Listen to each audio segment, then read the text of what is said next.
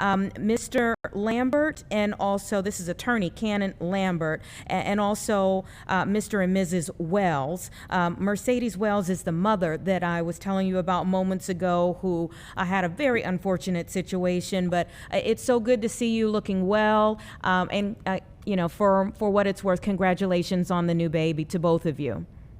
Thank you. Thank you so much. Absolutely. Let me just maybe begin with you all as a couple.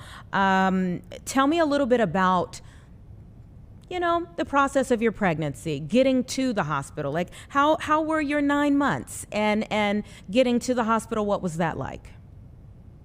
My 9 months was supportive. I have a good support system. You know, my family, they keep me strong. And my pregnancy was actually a pleasant pregnancy. Mm-hmm. You know, I'm 38 years old. This was my fourth child, giving birth to my fourth child, and it was a process, you know, and I had a good pregnancy. It was blessed, truly. Yeah. It's wonderful to hear that. Had you delivered with the same hospital before? Yeah, my previous child, right before Alina, yes, that was the first time I delivered there at Franciscan. Okay. So you were familiar with the hospital. You're not a first-time mom, so you were familiar with the process. Tell me, Yes. when you got to the hospital and how things went at the hospital. That's Alina crying right now. Okay. Yes. So when I got to the hospital, you said when I got to the hospital. Mm-hmm. When I got there, I was met with, you know, blank stares from the staff. It was a experience for me that I had never had. Actually going to the hospital and getting care. It was pretty stale and cold. I'm sorry, fix my camera. It's okay. It was pretty stale and cold from the staff. They called up to labor and delivery to let them know I had arrived, because I had called ahead and let them know I was coming. Mm-hmm. So they called up to the labor and delivery, and they came and got me maybe 15 minutes later, after asking me a couple things about my insurance and everything and checking me in. So when I went up to labor and delivery, I spent 5 hours going through my labor and dealing with my contractions. And when I got to the hospital, it started at 10 centimeters, then it went down to 8, then down to 6, and so on and so forth. By the time I was down to 1 centimeter apart, I told her, I'm like, I know I'm about to have this baby. However, you know, being checked and being told I was not in active labor was astonishing. And for my nurse to say, okay, we're going to discharge you now, it was hurtful. And I was so upset, and I felt like they were treating me like an animal. So it was really hard to deal with. Oh, my. Know that, you know, I'm having this, you know, really good supportive pregnancy turning into a nightmare, trying to deliver my baby. I felt like I was treated like an animal. And no woman should have to go through this. And I was being treated like that by women of a different race, of course, but still, you know, yet and still, no woman should treat or be so insensitive of other women like I experienced. Yeah, not at all. So you're discharged from the hospital, and give me a timeline of what happens next.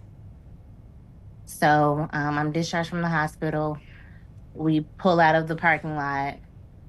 I yell over to my husband, like, I have to push. Like, it was that fast. I have to push. He helps me undress pretty much while he's driving with one hand. Moments later, I push. Her head is out, and that fast, Alina was here. So it was an ordeal that I couldn't imagine anyone going through. Oh my, oh my. Yeah. And it's Alina? Alina, yes. Alina. So Alina comes to be in the world in your vehicle. How far away from the hospital were you all? We were about from the hospital we were going to. Mm-hmm. Yeah, we were like 25 minutes away from there. 30 minutes away from there. Okay. So it was a little drive. So you all, when you went to, you didn't go to the hospital where you intended to receive care. No, Gotcha. no. So we ended up because we were out, already. So we just went to the nearest hospital, which was Franciscan. Yeah. And That's and like, can I turn the phone? in leaving there, how far were you from Franciscan? 8 minutes. 8 minutes into your drive to the next hospital you delivered. Oh, no. Yeah. So 8 minutes. Yeah, it's 8 minutes. 8 minutes into your drive from Franciscan, that's when you delivered Alina. Yes. Okay.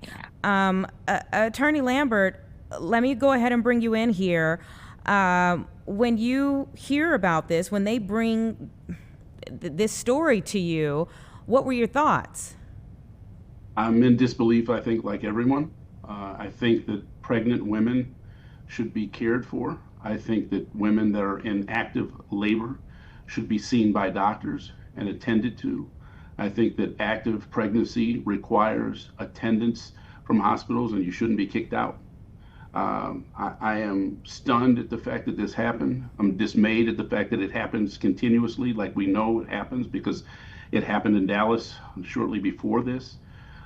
We know that black women, generally speaking, are 3 times more likely than white women to experience problems and complications and even death during pregnancy. And so when you hear this sort of thing, it's disturbing, it's frustrating, it's infuriating, frankly. I think that a mother of 3 and now 4 is in a position to speak to whether or not her contractions are actually happening. And when contractions are happening 1 minute apart from one another, and a woman is telling you, I am in active labor and I think I'm about to have this child, I think that her voice should matter.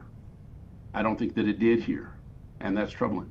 Yeah, it's very troubling, and it does speak to black maternal mortality on a greater scheme. I think when people hear those words, they're just words for a lot of people. But then when you literally listen to a story like this, they're not just words. These are real people. Let me read the release from Franciscan Health Crown Point president and their CEO, Raymond Grady. He says, "We are aware of the video and the concerns expressed on social media regarding the discharge of a pregnant patient from Franciscan Health Crown Point. We are grateful to learn from online and media reports that both mother and child are reportedly doing well. The video and the comments it has generated are deeply troubling. We understand the concern this has raised. The video is just one part of the information we are reviewing as a part of a thorough investigation into this alleged incident. While patient privacy laws make it difficult for us to comment more deeply, it is important to note that the videos and the narrative surrounding them do not accurately represent Franciscan Health Crown Point's Catholic healthcare ministry's values, which include respect for life, compassionate concern, and Christian stewardship. Our goal is to make everyone who walks through our doors feel the love of Christ, our actions. And the reality is disparities in healthcare outcomes exist, and Franciscan Health Crown Point strives to be a part of the solution, not the problem. We remain committed to meeting and exceeding all regulations and best practices for care, and we will take appropriate action based on the findings of our review." To the Lamberts, does that statement mean anything to you? To the Wells family, I think it's important. To the Wells, does that statement mean anything to you? No, not at all. It's not they're not taking accountability in no way with the statement, and no apology has been issued.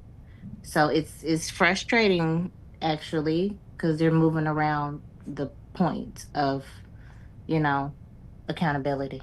And actions speak louder than words. The actions was we was kicked out of the hospital. This is definitely unacceptable. And Definitely. Alina is beautiful. I'm so glad that we're getting to see her right there with you, Mr. Wells. I'm grateful she's here, and grateful, Mercedes, that you're here as well. This could have been a life-threatening situation. Absolutely, and that's what it keeps popping up in my mind, and that's what I'm dealing with now.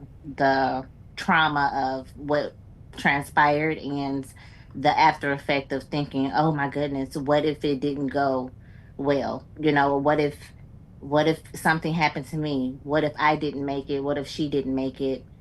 So many what ifs and so many possibilities that they pushed me out on the street to deal with.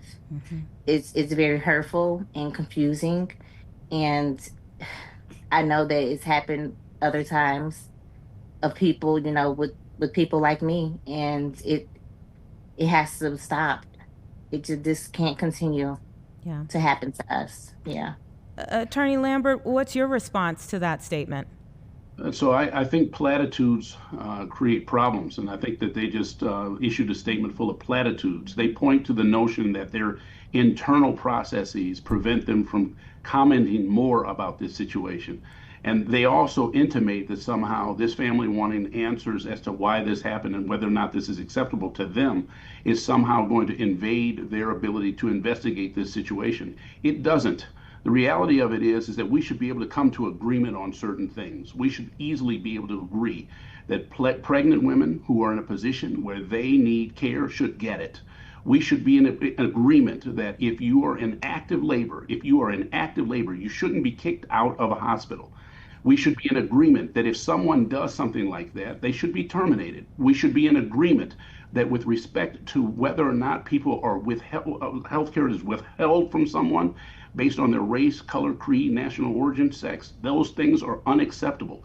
And that's the type of thing that we're calling for a meeting with their administration so that we can have conversations with them about where they are in this process, whether or not they think this is acceptable. If they don't, where do they see the problems and how they're going to address those issues. And of course, addressing the issues would help possibly another woman from going through the very same thing. What are you hoping for you all, the Wells family? What are you hoping for you all by addressing this head on? A change of policies and procedures. This is unacceptable. It's totally unacceptable. I mean, we need a change. I mean, we need a public apology. We need more. Have a meeting with us. I mean, we want something. It's not like, oh, just sweep it under the rug like it never happened. Give us a call. Let us know your concern for how we were treated. Just something.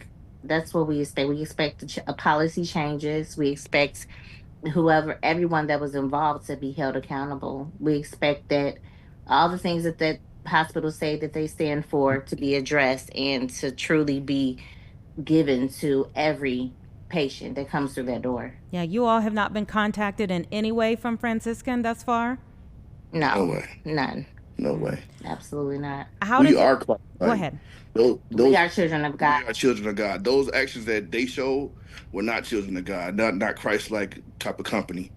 Our actions was Christ-like. I was very upset. My wife is very upset. My mother-in-law was very upset. Father-in-law was very upset. We held our composure because of the grace of God. Absolutely. Mm-hmm. Yeah. And they want to have children too. They want to have more children. The notion that policy changes gets addressed is driven by the fact that they want to have more children. Mm-hmm. Yes. Attorney Lambert, has a formal suit been filed in this case? So that's part of it. We're hoping that Franciscan doesn't make us have to go that route. It's not the desired course that this family is seeking to sue. What they're interested in seeing is change, and to be frank, someone to acknowledge, number one, that there were abject failures here, and that those individuals who participated in those failures be terminated.